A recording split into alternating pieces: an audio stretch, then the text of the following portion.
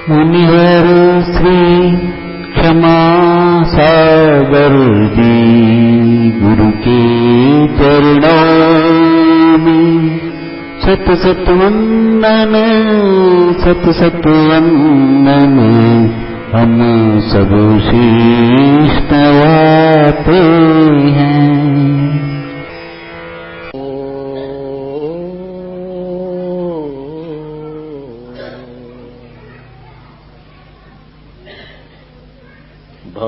भवबीजांकुर जनना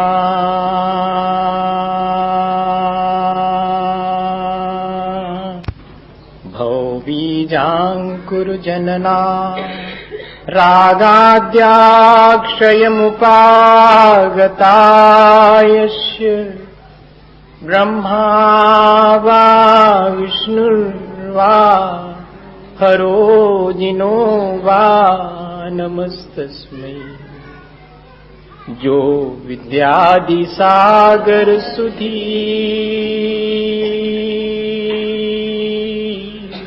जो विद्यादि सागर सुधी गुरु हैं हितैषी शुद्धात्म में निरत नित्य हितोपदेशी।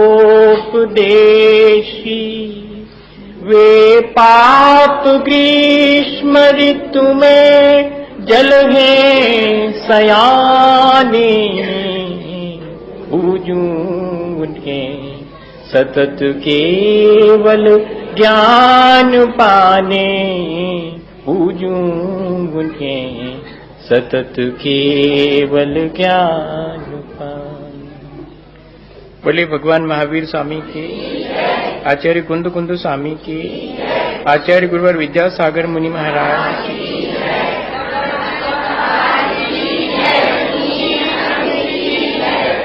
हम सभी लोगों ने पिछले दिनों एक ही बात पर विचार किया है कि जैसे बने अब हमें अपने जीवन को अच्छा बनाने का विचार शुरू करना चाहिए और उस विचार में रोज रोज दृढ़ता आती चली जावे, ऐसा भी पुरुषार्थ करना चाहिए। श्रद्धा हमें सहारा देती है, श्रद्धा हमें अच्छा बनने के लिए प्रेरणा भी देती है। और अगर हम श्रद्धा के साथ बताए हुए रास्ते पर चलें तो श्रद्धा हमें चलने में मदद भी करती है। आने वाली विपत्तियों में हम कैसे धैर्य रखें, ये भी श्रद्धा ही हमें सिखाती है। इतना ही नहीं, कभी हम चूक जाएं तो हमारी उस भूल को सुधारने के लिए भी श्रद्धा ही हमें मार्ग दिखाती है। कभी हम गिर जाएं तो संभाल भी लेती है। श्रद्धा हमारे जीवन को पूरी तरह से परिवर्तित करती है और उसे अच्छा बनाने में सबसे बड़ा हाथ श्रद्धा का है। ज्ञान और आचरण हमारे जीवन को जो ऊंचाई नहीं दे पाते हैं वो श्रद्धा देती है। श्रद्धा से समन्वित ज्ञान और आचरण हो उसकी बात नहीं कर रहा हूं। बिना श्रद्धा के जो ज्ञान और आचरण है वो हमारे जीवन को बाह्य परिवर्तन दे सकता है, लेकिन आंतरिक जगत में कोई परिवर्तन ज्ञान और चारित्र से नहीं आता बिना श्रद्धा के। इसलिए सबसे पहले अपने जीवन को अच्छा बनाने के लिए जरूरी है कि हम अपने भीतर श्रद्धा और समर्पण प्रकट होने में के लिए तैयारी करें। श्रद्धा कहीं से आने वाली चीज नहीं है, समर्पण कहीं और से एडॉप्ट किया जा सके ऐसा भी नहीं है। वो हमारे भीतर है, लेकिन हमारे मोह, हमारी अज्ञानता, हमारा जो मिसकॉन्सेप्शन है उसकी वजह से वो ढक गया है। हम निरंतर रोज रोज विचार की प्रक्रिया से उस आवरण को हटाएं तो श्रद्धा हमारे भीतर अपने आप प्रकट होती चली जाएगी। इतना ही पुरुषार्थ हमें करना है। श्रद्धा को लाने का पुरुषार्थ नहीं करना है, श्रद्धा के मार्ग में जो बाधाएं हैं उनको हटाने का पुरुषार्थ करना। गुणों को हमें कहीं से लाना नहीं है, वो हमारे भीतर हैं, लेकिन वे जिन परतों में ढक गए हैं उन परतों को हटाना, ये हमारा अपना पुरुषार्थ है। अज्ञेय जी ने लिखा है कि सबके भीतर सोता है एक निर्मल जल का स्रोत, इस इंतजार में कि कोई आए और ऊपर की परतें हटाए और एक नई धार बहाए। हम सबके भीतर अच्छाइयों का झरना है, अच्छाइयों का स्रोत है, लेकिन हमारी अपनी अज्ञानता, हमारी अपनी असावधानी से वो विलुप्त प्राय हो गया, हमारे भीतर ही दब करके रह गया है।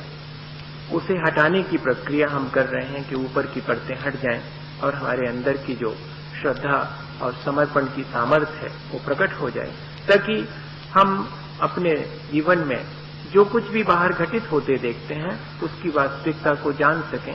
और वास्तविकता तभी मालूम पड़ती है जब हम अपनी आंखें राग द्वेष से मुक्त कर लेते हैं। जब हम श्रद्धा की आंख से चीजों को देखने लगते हैं तब वास्तविकता दिखाई पड़ती है। इन दो आंखों से तो क्या दिखाई पड़ता है?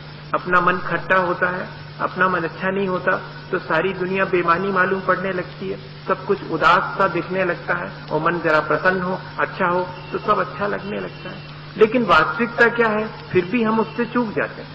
तो वास्तविकता देखने के लिए तो जरूरी है कि हमारे अंदर श्रद्धा की आंख प्रकट हो, और उसके लिए हमने पुरुषार्थ भी किया है कि बिना उसके हमारे श्रद्धा की आंख नहीं खुलने वाली। सहारा चाहिए, जिनकी आंख खुल गई है उनके चरणों में बैठना पड़ेगा, वो भी हमने पिछले दिनों समझ लिया है। लेकिन ये श्रद्धा की आंख कैसे खुलेगी?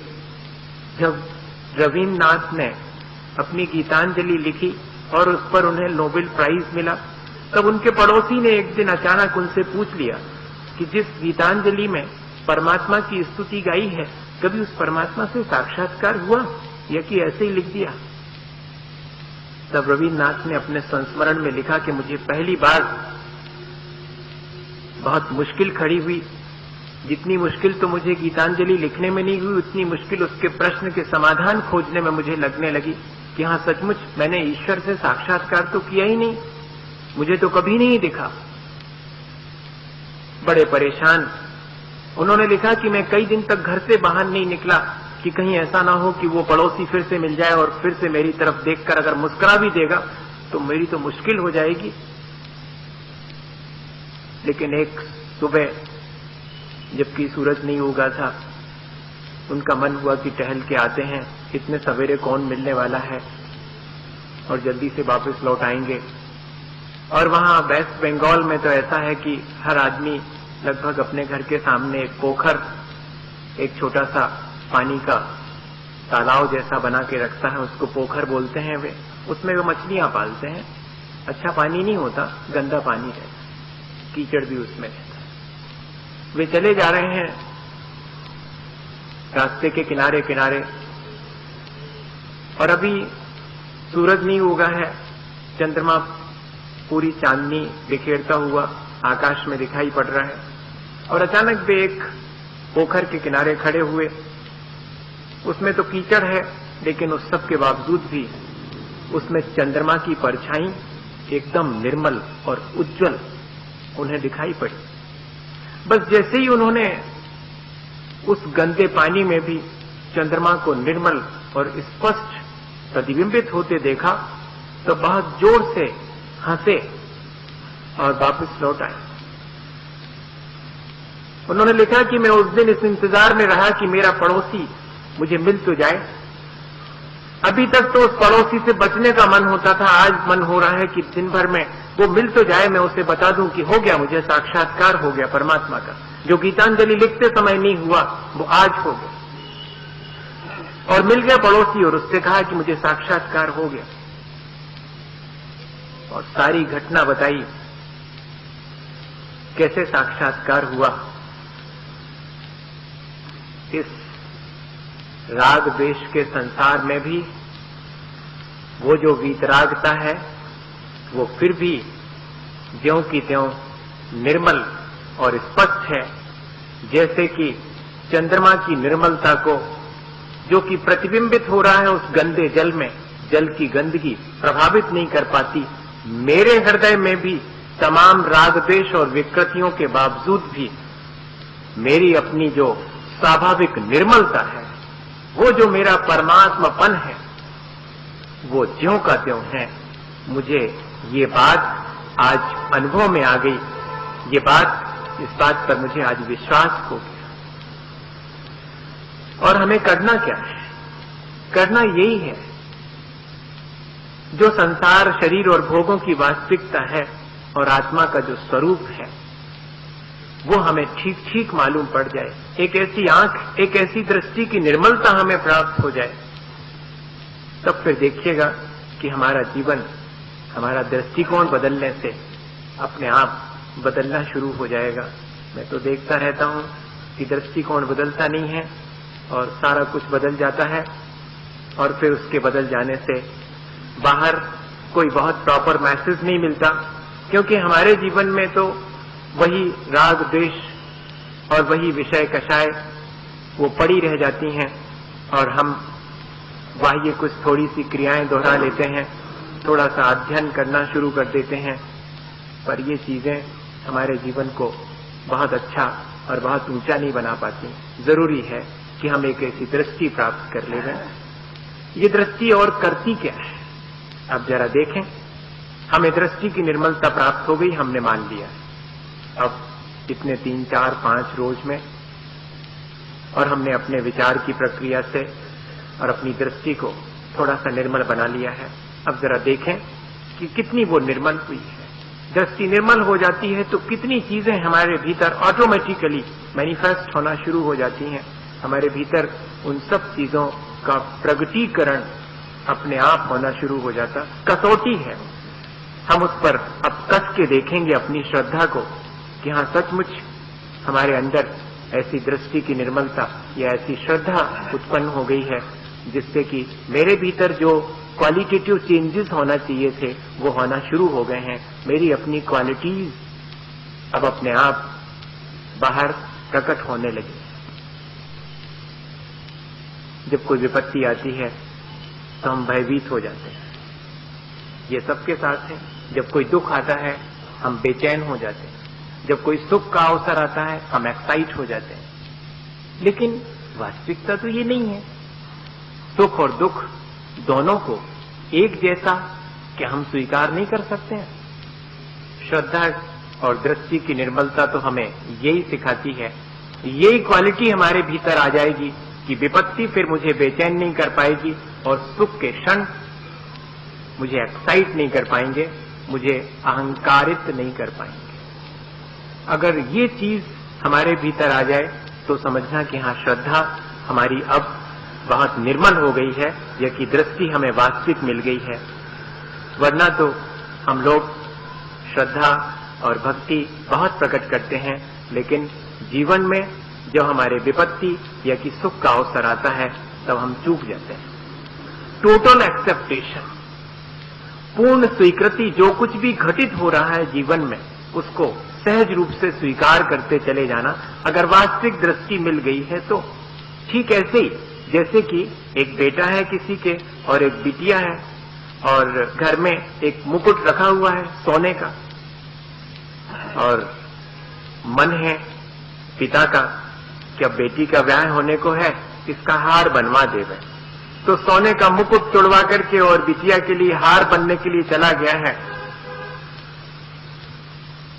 तो बेटे को बहुत दुख हो रहा है कि मेरा मुकुट अब नष्ट किया जा रहा है। बिटिया खुश है कि मेरे लिए हार बनाया जा रहा है। पिता को तो दोनों में ही बराबरी है। सोना तो कहीं नहीं गया, चाहे मुकुट के फॉर्म में हो, चाहे वो हार के फॉर्म में हो, किसी भी रूप में हो, पिता को उससे कोई फर्क नहीं पड़ता। क्या ऐसी ही दृष्टि हमारी है? अभी तो नहीं है, अभी तो सिर्फ विचारों में है। अभी तो अनुभूति में भी अगर ऐसा ही आना शुरू हो जाए तब मानिएगा कि हाँ, हमें वो दृष्टि प्राप्त हो गई है। इसीलिए तो रेयर है, बहुत कठिन है। इसीलिए आज के समय में ऐसी दृष्टि की निर्मलता, जिसको हम सम्यक दर्शन कहते हैं, जो कि बहुत दुर्लभ है, और एक बार प्राप्त हो जाने के बाद फिर उसी संसार के कीचड़ में रहते हुए भी व्यक्ति अलिप्त हो जाता। कैसे हो जाता होगा अलिप्त? सब कुछ करते हुए भी और उससे ऊपर है ऐसा कोई हमारे अंदर एक भाव, एक अनुभूति हमारे भीतर उत्पन्न हो। हमारा प्रयत्न तो यही है। एक छोटा सा उदाहरण अपन देख लें जिससे कि मालूम पड़े कि हाँ ऐसा संभव है। इस तरह की दृष्टि हमें मिल जाए तो हमारे जीवन में ऐसे अवसर आने पर हम ज्यादा मुश्किल में नहीं पड़ेंगे। लेकिन उदाहरण तो उदाहरण है, हमें उसको अपने जीवन में उसको सूत्र की तरह पिरो करके रख लेना चाहिए ताकि वो कभी काम आए। एक बहुत बड़ा राजा था, लेकिन कोई कितना भी बड़ा हो विपत्ति उससे भी आती है।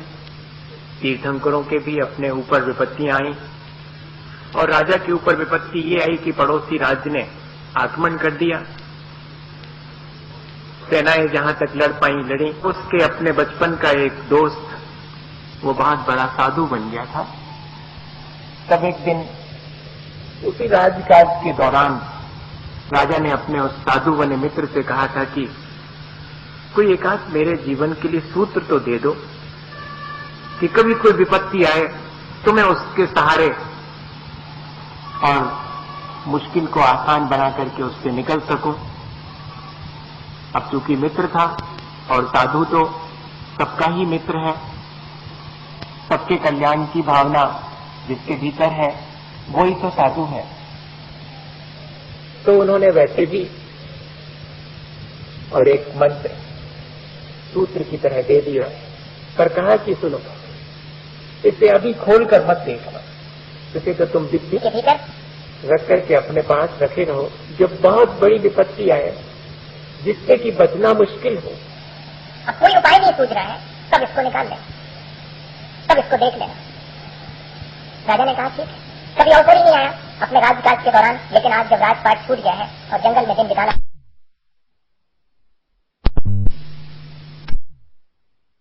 के भीतर रख करके अपने पास रखे रहो। जब बहुत बड़ी विपत्ति आए जिससे कि बचना मुश्किल हो, अब कोई उपाय नहीं सूझ रहा है, तब इसको निकाल लेना, तब इसको देख लेना।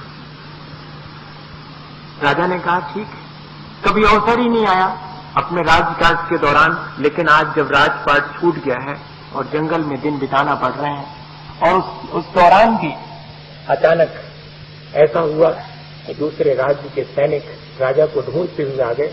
अब राजा को वहां जंगल से भी भागना पड़ा और भागते भागते घोड़े पर और एक ऐसे स्थान पर पहुंचे कि जहां सामने खाई है और पीछे सैनिकों के आने की आवाज आ रही है। अब ऐसी स्थिति में क्या किया जाए? इस विपत्ति में भी कैसे धैर्य रखा जाए? एक ऐसी दृष्टि कैसे मिले जिससे कि मैं विपत्ति से बच जाऊं? ये श्रद्धा है जो कि हमें इस तरह की विपत्ति में भी धैर्य बना सकती है। ये हमारा विश्वास है बस। लेकिन उस समय वो विश्वास गायब हो जाता है सबके हाथ से और उसे तुरंत ध्यान आया कि मेरे उस मित्र ने जो साधु बन गया है, मुझे ऐसे मौके के लिए एक सूत्र दिया था, एक मंत्र दिया था, मैं जरा आज उसको देखूं। वर्षों से पड़ा हुआ है डिग्गी में बंद, और उसने निकाल करके उसको खोल करके कागज पर देखा तो उसमें मंत्र क्या था? उसने तो सिर्फ इतना ही लिखा था कि this day will also pass, ये दिन भी बीत जाएगा, ये क्षण भी गुजर जाएगा। Don't worry, don't fear. कोई डरने की आवश्यकता नहीं है, कोई चिंतित होने की आवश्यकता नहीं है। सब दिन निकल जाते हैं जीवन में, अच्छे भी और बुरे भी। अच्छे दिनों में हम अहंकार करें तो भी निकल जाते हैं, बुरे दिनों में हम शोक से और विड्रॉ कर लें, बहुत अधिक बेचैन और चिंतित होकर के एक कोने में जाकर के बैठ जाएं, तब भी वो दिन व्यतीत हो जाते हैं। This day will also pass, ये समय ये दिन भी निकल जाए। बस इतनी सी बात। और राजा को बहुत बहुत साहस आ गया। राजा ने पीछे मुड़कर के देखा, आगे तो खाई है, पीछे मुड़ के देखा तो पता नहीं ऐसा कोइंसिडेंस हुआ, ऐसा संयोग हुआ कि वे सैनिक जिस रास्ते पर राजा गया था वहां न जाकर के दूसरे रास्ते पर मुड़कर उसे और आगे खोजने चले गए और राजा उस विपत्ति से बच गया। और बच ही क्या गया, फिर से अपने सैनिकों को जोड़कर उसने अपना राज फिर से ले लिया। और अब जीत का जश्न मनाया जा रहा है, जीत की खुशियां मनाई जा रही हैं। राजा अपने दरबार में सिंहासन पर बैठा हुआ है और अचानक इतने सारे खुशी के माहौल में और उसे फिर वही बात याद आ गई कि उस कागज में क्या लिखा था, this day will also pass. ये खुशियों के क्षण ये भी ठीक वैसे ही बीत जाएंगे जैसे उस समय विपत्ति के क्षणों में लगता था कि कैसे बीतेंगे।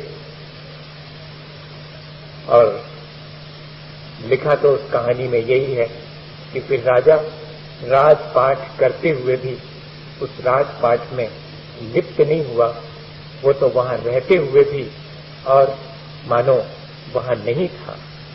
उन सब चीजों से वो ऊपर उठ गया।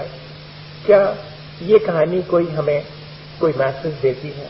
हमारे जीवन में तो ऐसी घटनाएं होती हैं। ठीक है, हम राजा नहीं है, ठीक है, हमारे सामने कोई लड़ाई नहीं है ऐसी जो कि स्थूल हो, लेकिन हमें तो रोज लड़ना पड़ता है, अपनी कषायों से रोज लड़ना पड़ता है, हमें अपने मोह से, हमें अपनी अज्ञानता से रोज लड़ाई लड़नी पड़ती है।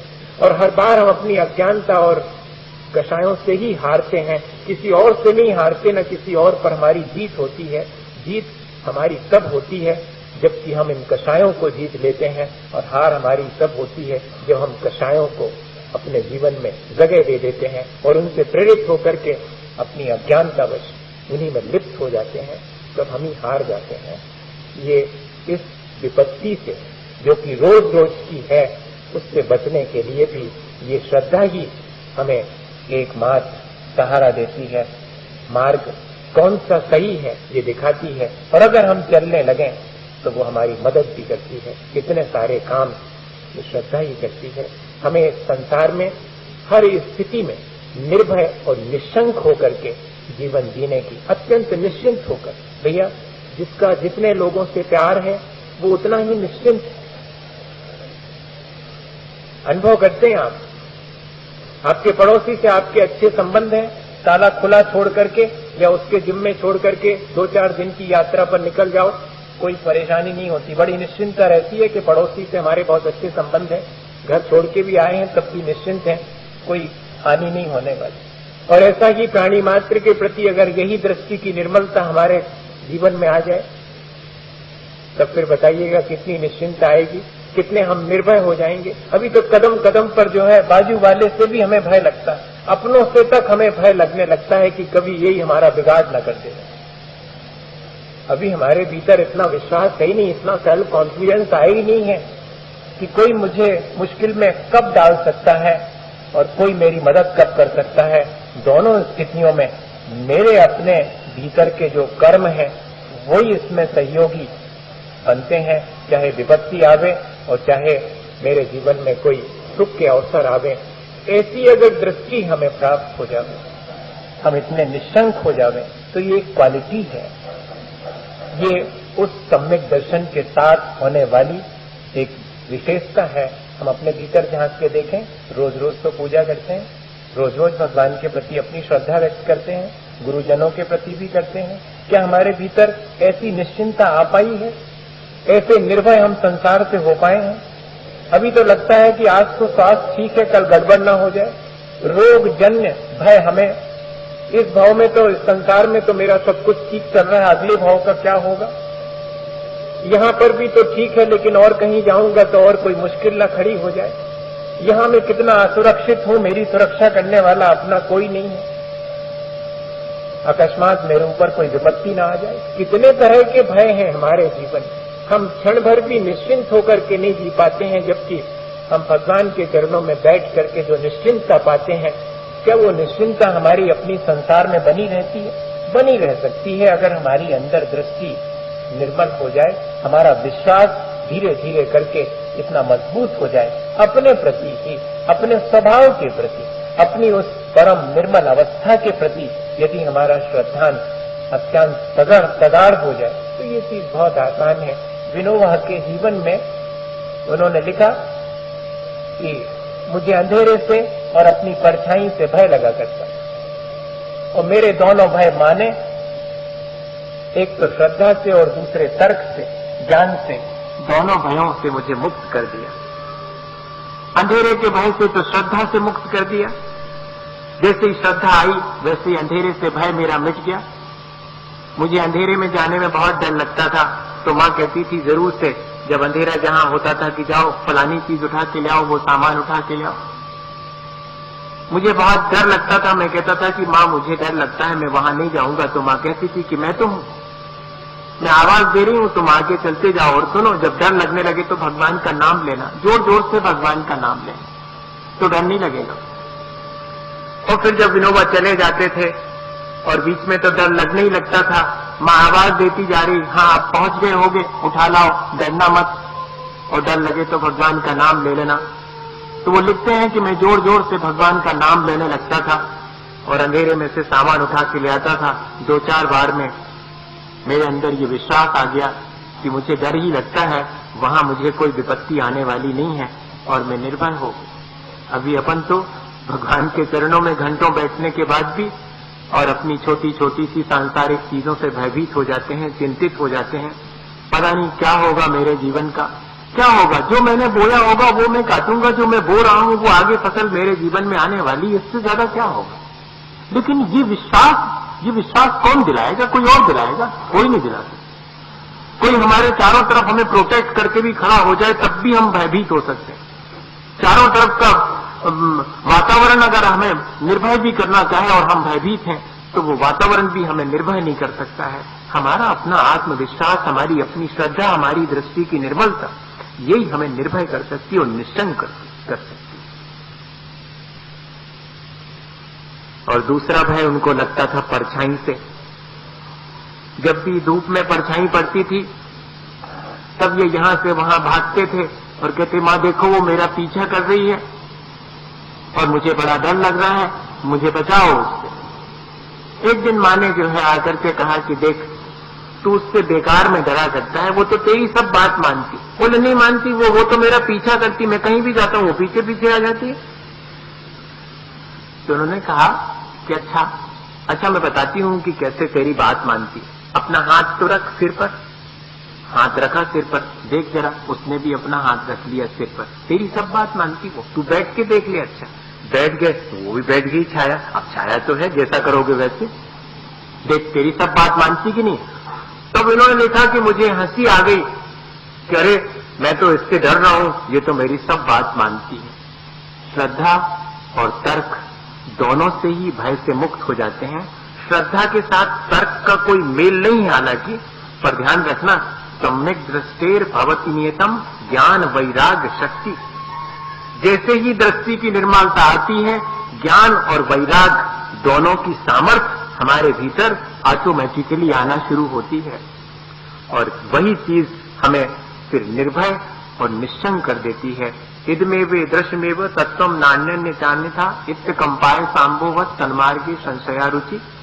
अगर आचार्य समंतभद्र स्वामी के चरणों में बैठेंगे तो वो कहेंगे कि ऐसी निशंकित दृष्टि होनी चाहिए, ऐसा दृष्टि में निश्चिंता होना चाहिए और ऐसा निस्संदेह हमारा जीवन होना चाहिए कि जो भगवान ने मेरे कल्याण के लिए कहा है, मेरी आत्मा का जो स्वरूप कहा है, हाँ वास्तव में वही मेरा स्वरूप है।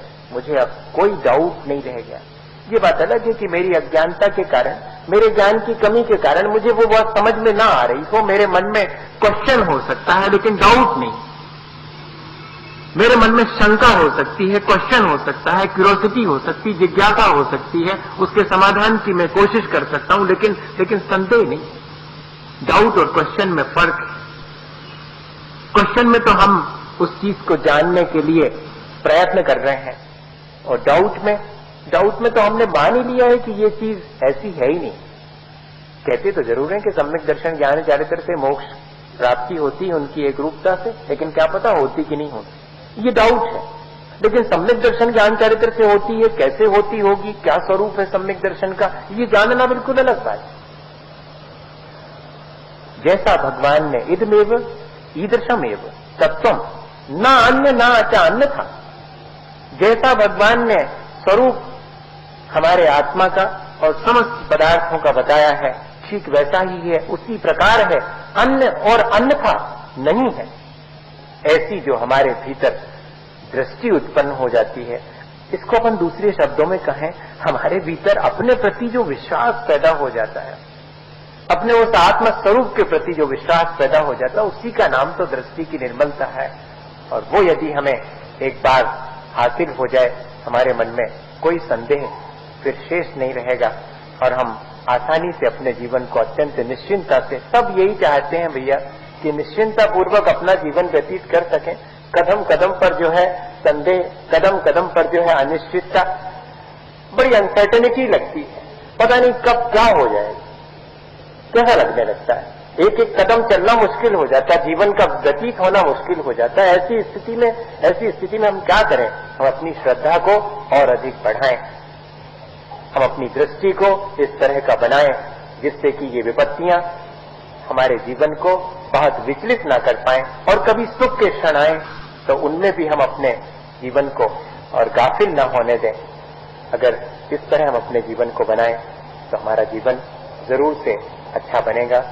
इसी भावना के साथ कि हम सब दृष्टि की निर्मलता को प्राप्त करके अपने जीवन को अच्छा बनाएं। कल फिर अपन देखेंगे कि कैसे हम संदेह से रहित हो सकते हैं, किस तरह के संदेह हमारे जीवन में उठते हैं और उनसे हम कैसे मुक्त हों और कैसे हम अपनी दृष्टि को निर्मल बनाएं। इसी भावना के साथ कि हमारा जीवन इन सब बातों को अपने जीवन में लाकर अच्छा बन सके। बोले आचार्य गुरुवर विद्यासागर मुनि। हे गुरुवर शाश्वत सुख दर्शक यह नग्न स्वरूप तुम्हारा है, जग की नश्वरता का सच्चा दिग दर्शन करने वाला है।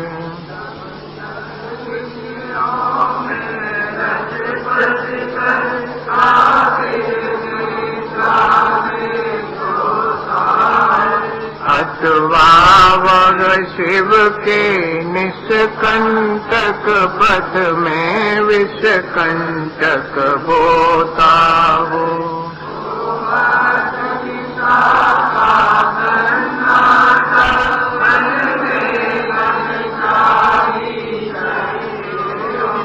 तब शांत निराकुल मानस तुम तत्वों का चिंतन करते हो।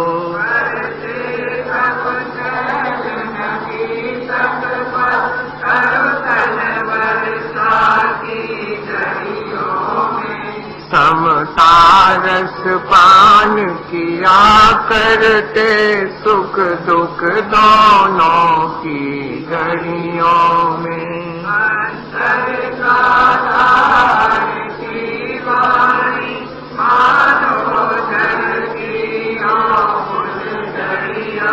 भव बंधन तड़ तड़ टूट करते हो।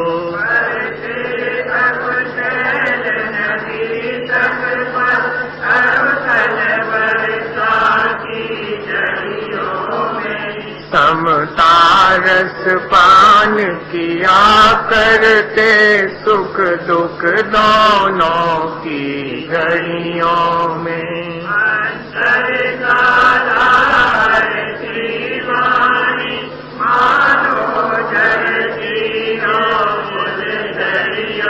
भव बंधन तड़ तड़ टूट पड़े खिल जावे अंतर की कलियां।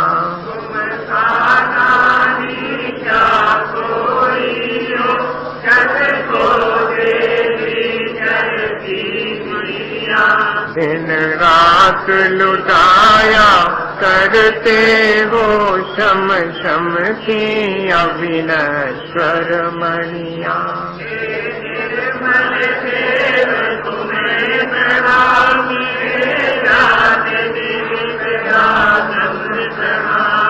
हे शांति त्याग के मूर्तिमान शिव पथ पंथी गुरुवर प्रणाम। मिथ्या तम नाश वेखो ज्ञान के प्रकाश वेखो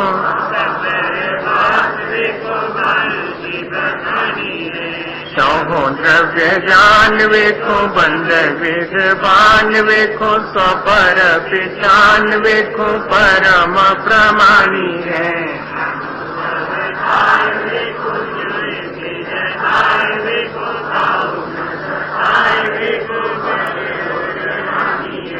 जहाँ तहाँ तार वेखो पार के उतार वेखो सुख विस्तार वेखो यही दिन वाणी है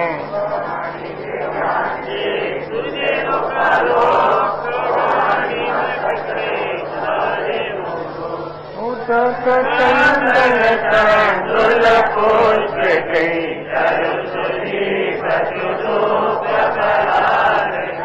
कवल